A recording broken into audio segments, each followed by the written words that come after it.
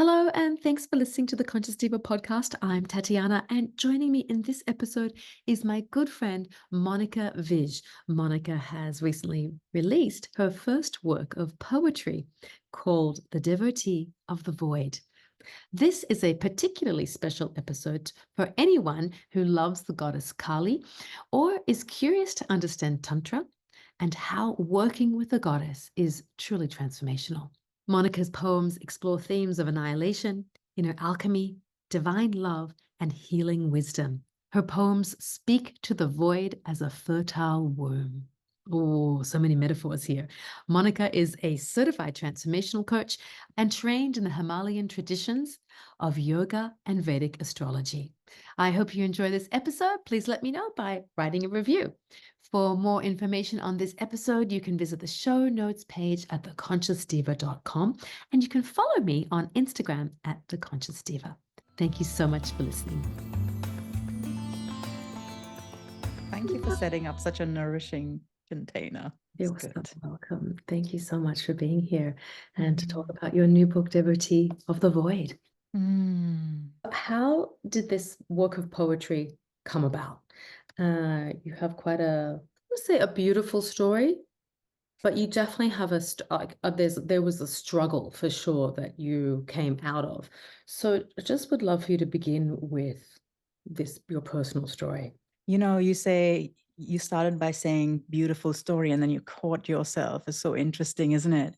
And what that made me think of immediately is our perception of beauty and how that's challenged at times when, things get kind of ugly in life.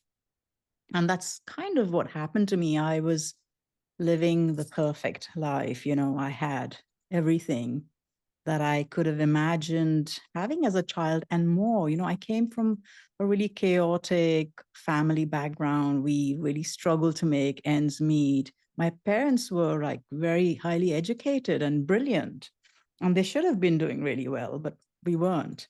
So that kind of put me on this path to sort of creating financial stability for myself and my family. I mean, I wasn't thinking that's my purpose, but it kind of was what needed to happen. So I found myself like, around 40 years of age and kind of ticked all the boxes, and I'm living this life. And yet, I've never felt more empty and dead inside, and I can't recognize myself in the mirror. And things are kind of unraveling in my life, one by one. Every single meaning making part of my identity is just, dissolving under my eyes, the things that we don't even think about day to day. And, the relationship that you think is going to last forever, the hold of the loving family, whatever it is that you do in your life that, drives you day to day, your health. And, all of a sudden, all these pieces of my life are unraveling, and kind of I found myself in this void, basically, because I was trying to put things back together. Don't get me wrong. It's just that they wouldn't go back together. And it was like a bit like being in sinking sand. The harder I tried to get out of there, the deeper I was kind of going into the muck. Is that when you so in your timeline, when did your health start to suffer? So I was 42. I think this is about 10 years ago, but 10, give or take 10 years. I'm 53 now. So yeah, I was diagnosed with ovarian cancer. And, I went from having good health to just having ovarian cancer very quickly. And it was like grade 3C. So I was, having full-blown treatment, chemotherapy, sort of surgery and the works, really. I lost my hair. And, I was just unrecognizable very quickly. You asked, how did the poetry come about? I never set out to write any poetry, let alone publish a book. And I used to be bored when people talked about poetry. It was just not something I related to. I thought it was like Shakespeare and, Wordsworth, and which is all beautiful, but kind of never really spoke to me. It was never really medicine for me. It kind of did nothing really. And while I was going through this whole process of my life, being turned inside out, having all these health issues, and, so I was in a crisis, I suppose. But the bigger crisis, I mean, I found the health part okay. I navigated that pretty okay. It was no problem really. It was painful, but other than that, it was okay. But there was an inner crisis. I found that I'd been carrying this with me since I was a child and I'd never addressed it. And it seemed like everybody around me kind of had just learned to live with it. Mm. And so I got to this point where it was like, oh my God, it's here and I can't turn away from it now. Firstly, thank you very much for sharing that, because it's a very personal story. And when I was reading through the poems, a couple things, you and I are friends. Like we met in India, and it made me wonder about your yogic practice 10 years ago. Where were you in that practice 10 years ago? Yeah, I'll come back to such the a good book. question, honestly. I'd kind of dipped in and out of yoga because I grew up in India. And, I Mhm. think many Indians kind of poo poo yoga because it's like, whatever's, it's sort of just here, isn't it? So Yeah, and it's it's not become such a exotic. trendy thing in the West in the last several decades. It's just evolved into a So fitness yoga, true. It really. really wasn't trendy when I was growing up, honestly. So, but I would come to yoga and then I would like kind of lose my way again. So I would get into a practice and then, but I'd never come to a place where it was a non-negotiable Mm. daily thing like it is now. This book and Devotee of the Void, right? So I'm going to have you explain what that is in a minute, what the void is, particularly in the Sanskrit tradition, or in the language of Sanskrit, I should say, in the Hindu tradition. But this is a work of like an ode to Kali. That's what I felt. I felt it was very much an ode to Kali, which is why when I asked that question, where were you 10 years ago in your Yeah. yogic practice? Because these are deep. The writings here are very deep. It's not some, like little, you're a frolic through the woods and you're describing the trees and the birds and things. You Mm. really are transcending something. And the subtitle is Poetry to Walk You Home from a Dark Night of the Soul into the Altar of Your Heart. Right, that's Mm. that's it there. Like where were you? And what was going on?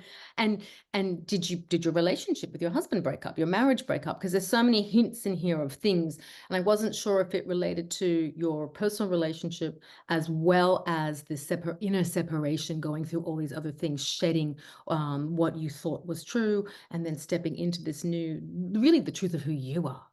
Mm. I just really love how you've captured so much in what you just said. Yeah, I mean, I grew up in India, but I wasn't really connected with gods and goddesses. As a young kid, I wanted to know my deities were the rock stars and, people from America. And I mean, I didn't think about it, but that's kind of was the cultural landscape that informed me.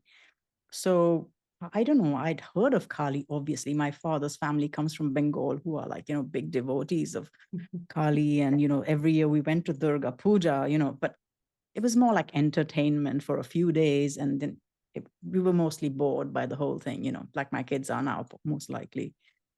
So we grew up in this strange dichotomy where there's this ancient and well timeless lineage of having devotion threaded through the culture and then covered up by this layer of westernization. And we went to English medium schools, and so we were studying Western history and you know worshiping these idols who sang rock music. And so I was very disconnected. I didn't know anything about Kali other than she has a tongue. I mean, I've seen images of her, but it was meaningless. It didn't, there was no, Kali wasn't awake in my heart. But yeah, you spotted it absolutely right, because basically she came and just took hold of my life and just like showed me how everything that I thought of was so real up until that point was just meaningless. Actually, it was all made up of thought. It was made up of human stuff. It was really nothing to do with life in the bigger context, existence. So the void that we're speaking of, was when everything was being stripped away, like you said, relationship with my husband. I mean, I'd been married for 18 years, very happily at this point. And I really assumed that this relationship was going to maintain that perfection forever. And suddenly there were cracks that I was just shocked by, because that was my stability. Everything was being rocked. And I found myself in this place where I didn't have any control, like literally. It was just like waking up to a new sort of earthquake, one after the other, because I had ovarian cancer. I also went into menopause, and each of these things you might think is a big deal. But when you have so many of them happen at once, it shakes you to the core, really. So when I'm talking about this void, it is this place where, you've fallen into an abyss, and you think you think you're dying, really. It's terrifying. So I just felt really isolated. I felt really confused. And I was despairing because around me, I didn't find any role models. I didn't find wisdom. There was nothing that was beginning to even touch the truth of what I was going through, aside of midlife crisis. I didn't feel like I was having a midlife crisis. This felt bigger. Now, did you recognize that this was the presence of Kali? Like, how did she make herself known to you? What was the moment where you just went, oh, this is okay. I recognize you, and could actually Yeah. come from then, this place of love, because when we're exposed in this tradition and we have practiced and really met Kali and understand her. I mean, sometimes she just comes to, as in your case, I'm assuming, but once you recognize that, it's this, fierce love. So we talk about that. Like, what is fierce love? Oh my God. The fierce love of Kali. And this is which I understood. It took years, by the way. For a long time, I had no, clue. So I was really wallowing in despair and having that dark night, of the soul. At some point, it became clear. I can't say it was a particular moment, but yeah, she arrived to me in terms of meeting teachers and guides, and so her fierce love is she just wants your liberation from suffering, because we actually are living in a reality which is so like made up of all of our limited thinking, and we think that's it, and we don't know half the time that we actually are suffering, and how we're creating more and more suffering. Yeah. Actually, we're multiplying that suffering, because that's what happens with time. If you are suffering, if you have untended suffering, or wounds, or whatever, you can call it trauma, whatever you like, within you, and you don't, and you it's like just shoved aside into a shadowy place, and you're just not acknowledging it. Well, it's not gone anywhere. You're like that kid who's put their blanket over their head and gone, oh, it's gone. Yeah. Yeah. Mm-hmm. So her fierce love is like she strips off that blanket. She strips off the band-aid so that the wound can be revealed and then really have a chance to heal. Yes. And in that is that compassion that only a mother like that, because you're not going to be happy when that band-aid is stripped off. That's not usually our first reaction, but she doesn't care. She doesn't care that you're going to go, and, just recoil, and, whatever your reaction is going to be. Yeah, it's so true. So for people who may not be so familiar with Kali, that image of her is relatively known, but when people see her, and let's just describe her image, right? She's got her tongue hanging out. Actually, there's a description of her in the book. There is. But yeah, she's the color of the dark night, and she's wild. She's got this machete in one hand, which is dripping blood, and in the other hand, she's holding this freshly dismembered head, and she's wearing a garland of skulls around her neck. And the rest of her, her breasts are bare and they're smeared with blood. Mm-hmm. And then she's got this skirt made of human arms, again, freshly dismembered. They're dripping. And she's sort of dancing this dance, which, She's moving to this rhythm, which is so wild that you've never heard or seen anything like it before. And she has this terrifying look in her eyes, tongues lolling out. And, she just couldn't give a damn about any of our social mores. Mm-hmm. And then, you're drawn to look at that head that she's holding in your hand. And then this is when you realize that it's yours. And she basically strikes fear into your heart. And I'm just laughing because, if you particularly as a Westerner, right, if you see this image and you see it and you see it as a maybe a postcard, maybe a painting, maybe you've Googled Kali on the internet and you see this picture of her, and she has multiple hands and arms, not just two arms. It's easy, and of course in Tantra and all the tantric traditions, she's described as this fierce, this wrathful, right? So she's in Wrathful, this wrathful, fierce wrathful. category. And so if someone hasn't, they're not familiar, right? You can look at her and go, oh my God, she's terrifying. What the heck? Why would I want to work with a goddess like that? Or why would somebody Mm, recognize her as being this loving mother? So I yeah. really would love for you to explain this. Like, you and I have experienced this with her, this Mm, incredible moving through. I see that image of her and I can recognize the loving awareness and the symbology in everything you just described, and the way she guides us to go deeper within ourselves, and so when she comes to us, what's happening? Like, why would Kali be appearing to somebody so uh beautiful. at just the right moment? There's something that's happening. Why would she come? If she's coming, that means you've invited her, first of all. And it's worth mentioning, Kali hangs out at the cremation ground a lot. That's the preferred place. Yeah. Yeah, why would she be coming? It's just this, that she clears away anything stagnant. She clears away stagnant energy. So why would we want to clear away something stagnant? Because what is the nature of life? Life cannot stand still. And so if you are standing still and you've stagnated, you are actually not in the flow of life anymore. So Kali is described also as the bearer of karma. This is what is karma, isn't it? We're not in the flow. It's like we're holding back. We're resisting life. And the light of Kali is described as pure compassion, actually. So that fear that she strikes in your heart is actually you unaware of your own fear that's limiting you. So you're playing small, you're avoiding facing or moving through fear. And you're sort of getting yourself into a comfort zone somewhere where, you know, you're gonna not deal with fear. And so you're just gonna do things that don't scare you anymore. And so in a way, you're kind of shutting down life. You're living a very, very contracted version. Or let's say that's the possibility.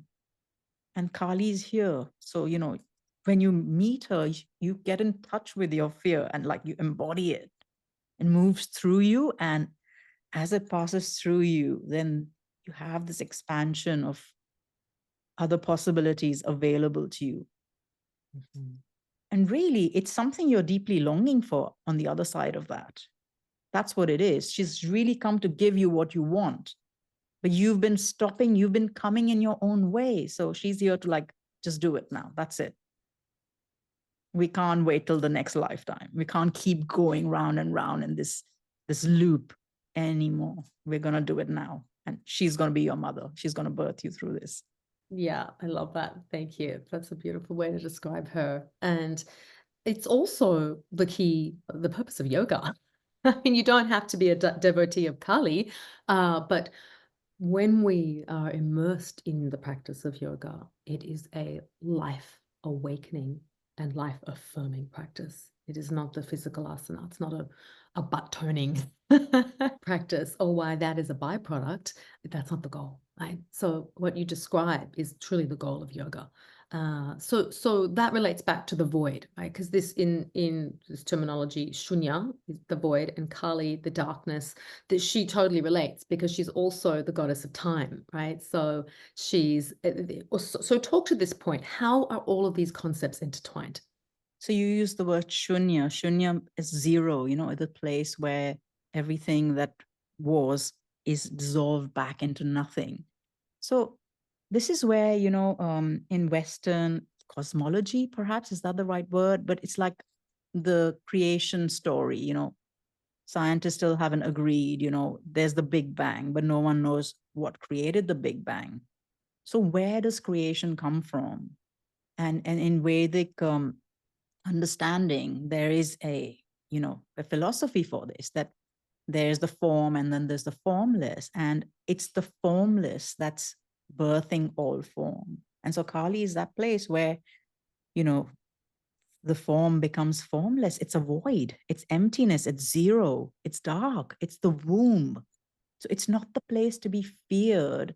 And this is our relationship to the void in current culture.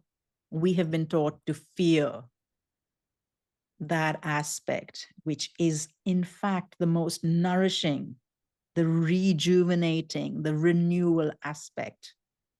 And you can see how this is not just an abstract idea, but it filters down into our day to day, where we want to be productive as possible. That's seen as a marker of success. We don't want to pause. We don't want to grieve. We struggle to be ill and let our bodies get better. Instead, we pump ourselves with medicine. So we're kind of, it's a blind spot, is what I found in the end. And that is why it's pathologized. I mean, the nearest thing you have to someone who doesn't know what they want to do is like, oh, that person's a loser, or there's something wrong with them. Versus it's just a natural stage to not know. Like, not knowing is a superpower.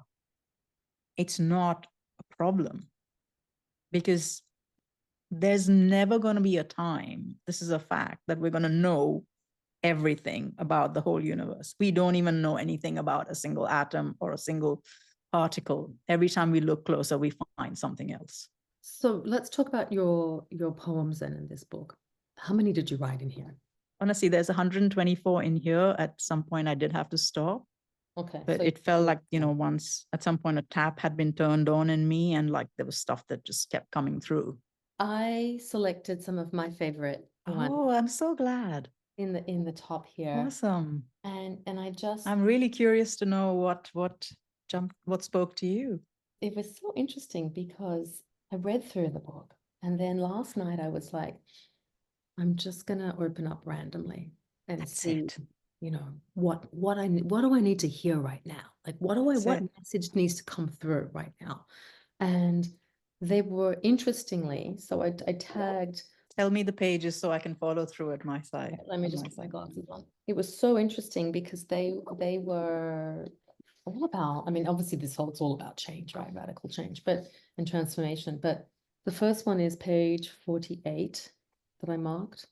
The stars want to write with your hands. Mm, And that's really beautiful. I mean, they're all really beautiful, Monica. They're all really beautiful. And also the illustrations in here I love as well. They're very mm. tantric. They're great. Yeah, they came through at the same time, so I felt it was important for them to be in here. Yeah, they're really awesome. The initiation by fire on page 66 of the Agori, that's a really powerful one. And then 92, the creator in disguise. Mm, Pretty cool. Maybe read that one really because it's a shorter one. yeah. Do you want me to read it, or do you Yeah, want to you read read it? it. Yeah. Okay, let's go. The creator in disguise. Knowing what you don't want points the way toward what you do. Creative visionary. You see gaps where others see nothing, calling out the emperor's new clothes. Dancing with the unknown terrifies and delights you in equal measure. Creative warrior. You have a love affair with challenge. Obstacles are fun when you know there's a way. The joy of the creator lies in the act of creation, not the end result. Creative spirit, you burn with the fire of aliveness. Loving the isness of isness, alchemize burdens into liberation on the fertile ground of possibility. Knowing what you don't want ignites the vision for what you do. Divine creator in human disguise.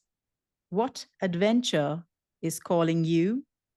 They're prompts for inner work, aren't they?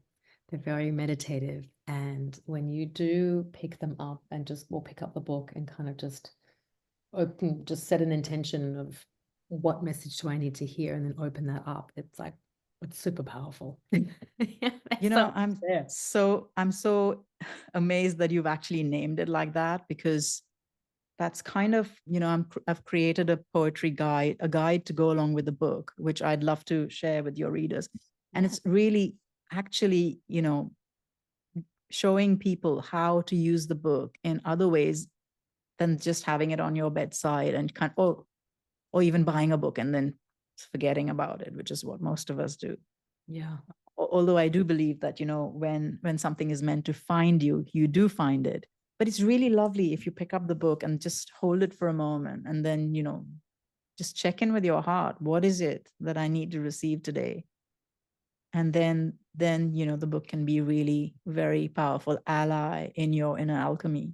Yeah, and using it as a meditation practice. So even having it in your sacred space, whatever that may be, just having it there to pick up and using it in that moment, and then meditating on the message that's come through can be super powerful and very expansive, because there you have gone through so much emotionally, and these are works that I feel were very much, they were downloaded, right? They were channeled, they came through, and they came through with the loving support of Kali, of her energy. So that transmission is active, and when a person receives that, when they're reading it, you can feel, the energy activation in that allows the reader to then go deeper within themselves.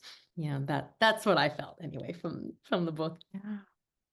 It's beautiful how you've named it. It is exactly that. And, I really have to learn to sort of step out of the way often, because, it is a new thing for me to actually, I didn't set out to be an author, like I said, but that was exactly my experience when the poems came through and I simply wrote down what I heard, what was being, channeled through me, what I was guided to write. And I didn't know at that time, that it would eventually end up being a book. So were they just like every day? Like, or were you in meditation? Had you healed already? Like how long did this take to come out? Like, where were you in Mm. this process? No, I'd say it was probably 2 or 3 years when poems would come through. They would just come, and I was regularly in a meditation practice. I had a daily practice and I was very deeply in process with Ma. She had me. She had my attention and that's it. And she's never, it's not changed, She's been number one. She took her place.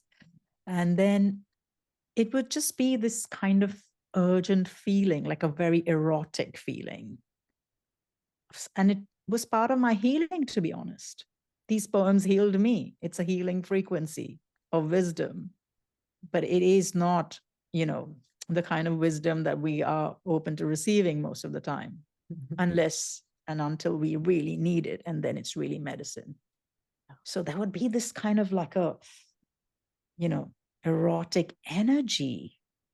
And at some point, like I would be guided to put it into words, and that's it. And I could not make sense of it a lot of the time, because it was like, who it's I can't be saying stuff like this, that was a big thing I had to get over. Who is this? What? I can't go out there and say I wrote this, because like, who, they come from a higher place. I Yeah. don't always embody this perfectly. It's as much meant for me as it is for anybody else who needs it. No, that's so beautiful. Like the this medicine came through you first for you, and then you recognized that it was to be shared with others. So I love that. It's beautiful. And you know, when we first met, I totally was like, this woman has a relationship with Kali. Did you know that? Because you see things. I know that. Did you know that straight away? How Yeah, interesting. yeah, I did. There was just something in your eyes. I was really like, oh, oh wow. Okay. Hey. Yeah, I was like, wow. All right, this like she's like, okay. And then you were like, oh, my family's from Bengal. And I thought, okay, it's like a full relationship. There's like a lineage here of like a Yeah. relationship. Waiting to be discovered, right? Like I don't even know. Yeah, yeah, yeah. It's so interesting, but I love it. And yeah, she's amazing. It reminded me of there's a scholar, a yogic scholar, who's an incredible devotee of Kali, Lawrence Edwards, and he's an American. He's older, but he was a very very dear friend of my mentor Sally Kempton. And Lawrence has written beautiful poems, and your book reminded me a lot of his because he's actually published quite a few works as a devotee, and he has this incredible Kali yantra in his place that's enormous. That it's like on on his wall. That is like a work of art. It's just Mm. stunning, very alive yantra.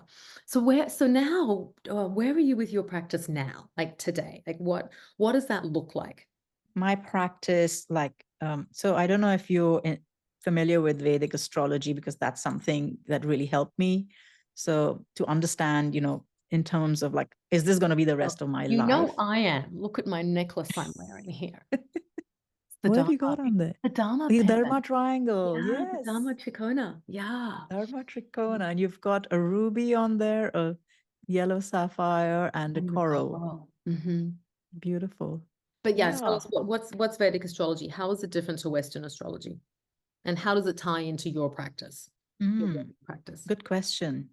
So, Vedic astrology, as the name suggests, is astrology that comes from the Vedas. And these are like, the ancient scriptures which were cognized by the seers thousands of years ago. So it predates Western astrology, and it is a science. Vedic astrologers would consider the Western science relatively young and perhaps having a little bit of incomplete information.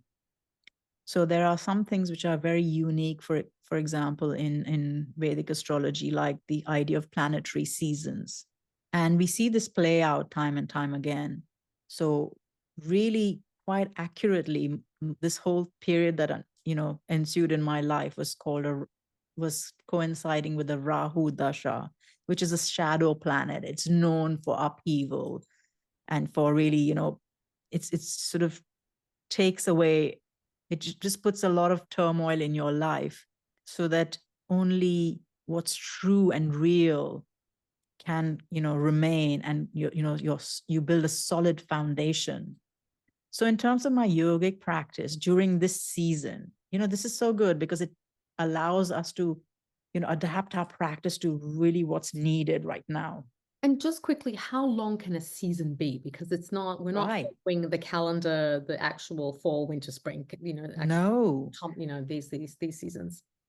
So like Rahu season is 18 years, So therefore, like if it was a shorter season, I would have dealt with it without having to make any life changes, and I would have been all right. But as it's 18 years, I need to align myself and get on track with what this energy needs, And some people otherwise, might be thinking 18 years of like suffering and trauma. Oh my God.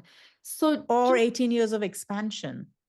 thank you. Okay. So it's like when you don't have roots, then your plants are going to just get pulled out, and you're going to think, what the hell, it's just storm, and I'm just going to suffer, I'm going to lose things. But you're a tree growing roots into the earth, and then your branches are kind of reaching up and swaying with the wind and dancing, and enjoying this season, because it does have some very beautiful positives too. We can't get those when we're not aligned, when we're in a poor relationship when a non-dharmic relationship, let's say. So yeah, Rahu is a lot of vata, a lot of wind, it's gives you a lot of thinking, and you can be up in your head a lot, and all your shadows will come out to play. So I mean, a Saturn period is 19 years, and you can have Venus 20 years. But Venus is a gentle energy, so people don't mind that. It's gives you all the worldly pleasures and, success. And but anyway, so knowing this kind of really helped me. It was one of the key pieces on how to align. So one of the things that you can do when things are going awry is to create your own stability in a way that you can control, like a daily practice. Everything around the world is changing. My relationships are changing. My health is changing. So what can I control here? I can show up every morning and connect with my heart. I can, do some movement. I can do some breath work. I can do some mantra to calm my mind. I can find my center in the storm, right? That's what I can do. And I can meet the storm from a stable, grounded place. So then Rahu Dasha, this period, suddenly becomes like, oh my God, now this stability is going to last me forever as long as I keep doing my practice. It's catalyzed me onto this kind of becoming this mature version of myself. And, for the rest of my life, it's changed the trajectory of my life. First of all, by destroying it, but then giving me this awakening to, oh my God, this is what needs to happen. I need to grow up. I need to actually start behaving in a more sensible manner. Like I can't be causing more of this turmoil. I can't be the cause of it. Yeah. It's true spiritual transformation. True spiritual transformation. So then, wow, suddenly what we saw as a destructive energy is become like the ascent of Kundalini, or the portal to that. I'm not claiming to be enlightened or anything. I'm just saying you suddenly are you're creating a pathway. You are nurturing that in your life. You awakened to the shifts that need to change and take place in your life in order to evolve, right? And that takes a lot of courage and strength. And the saying bear witness, like a lot of people understand what that means, but that is truly stepping into becoming the witness of what is going on, and then understanding the actions that you need to take to implement in your life to move forward, right? There, and a lot of healing. And so it's amazing. I mean, I bow to you and like with reverence, because it takes it really incredible, just personal trust, like trust in the divine, in your spirit guides, in whatever you want to call it, just feeling into that intuition. It doesn't mean that we have to have a relationship with Hindu gods or goddesses, because we all have the ability, when, to tune into that, to tune into whatever, right, that shift. But it's how we choose to acknowledge what's happening, and then how we choose to move forward, and with these experiences that ultimately lead to transformation, right? Like, so I asked you before, where are you with your personal practice now? So have become a Vedic astrologer. You do readings for other people, but your relationship with Kali, how does this look now? So it's just so interesting, because she has become my mother, essentially. She's not only my mother, but the mother of all of us, right? So there has been this reorganization where my mother is no longer my mother. I understand. Like she's my birth mother. Yeah, Which, and sometimes it's Kali, sometimes it's Durga, and, it's okay. Kali is the mother of them all. But just she was the entry, portal into the world of mother goddesses. So yeah, Kali, it's really like I see that I have a personal relationship with her. And actually, that's kind of what's missing for so many of us. Well, for all of us, dare I say that. That, we talk so much about having secure attachment. And the secure attachment is beautiful when you have it with others, with a partner. But that's really impossible unless you have a secure attachment with this divine field, whether you see it as a Vedic goddess, whether you call it source, the universe, the unified field. It doesn't matter. But it's this thing that's greater than us, which is organizing this whole play in a way that things always work out. Always. So it's a field of grace. Share the experience, like share that feeling. What does that feel like? It's 'cause I know what it feels like, and I have a similar experience with Tara, who I'm like, she's my divine mother, and it's so different to my biological birth mother, like that encompassing feeling. So just share with listeners, what does that experience feel like to be just held in that loving awareness and know that knowing? I don't know. I wonder if we can actually go into an experience now rather than just talking about it. How does that feel? Like, Yeah, guide. we just take a breath and just drop in. Just let everything be exactly as it is in the world. And of course, if you are driving and listening to this, Oh, do not do this if you're driving. Yeah, you need to listen to this later because we want to close your eyes. Ultimately, you can listen along. Just you want to close your eyes later. So maybe come back and like, the thing is, the mother is like really not far away ever from her children. So I think this might be like the quickest path to connecting with spirit, just tuning into your heart and just resting in the stillness that's there.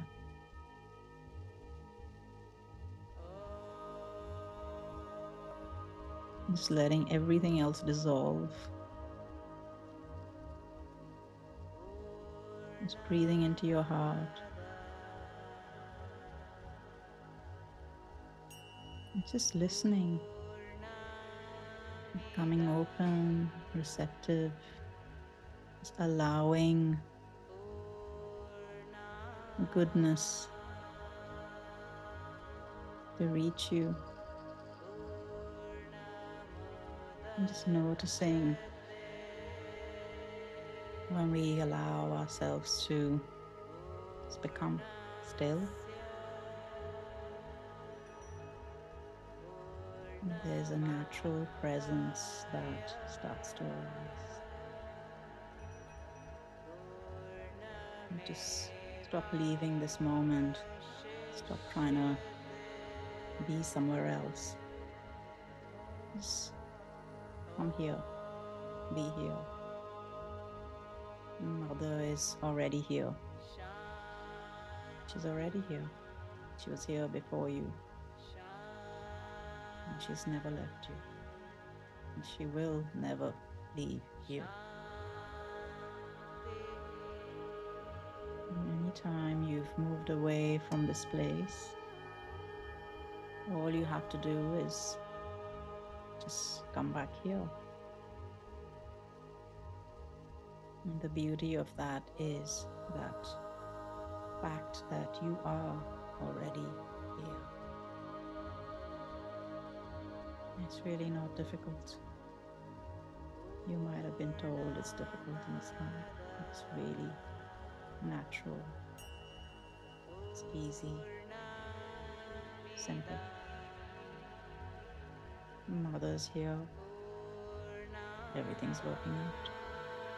She runs the entire cosmos. She beats your heart.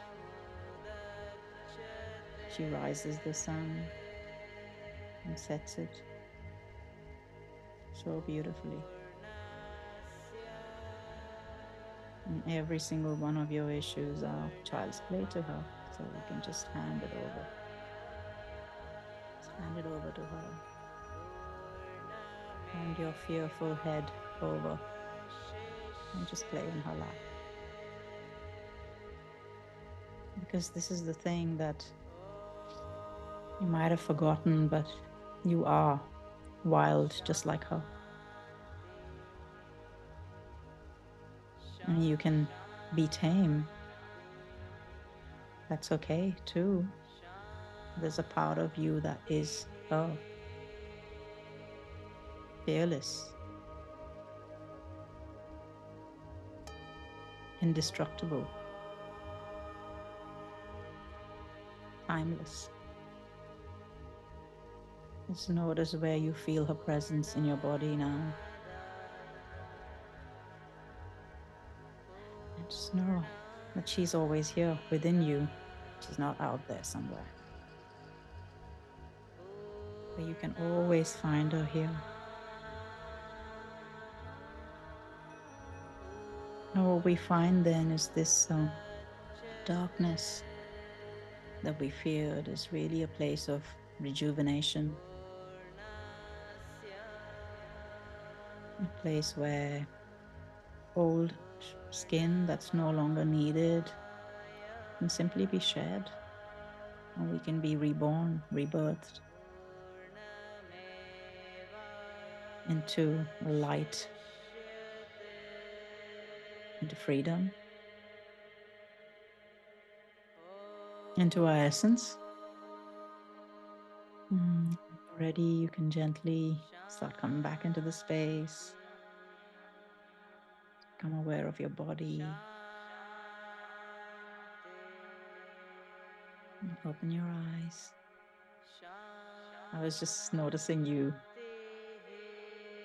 just with a sort of beautiful, tranquil, and like delightful smile on your face.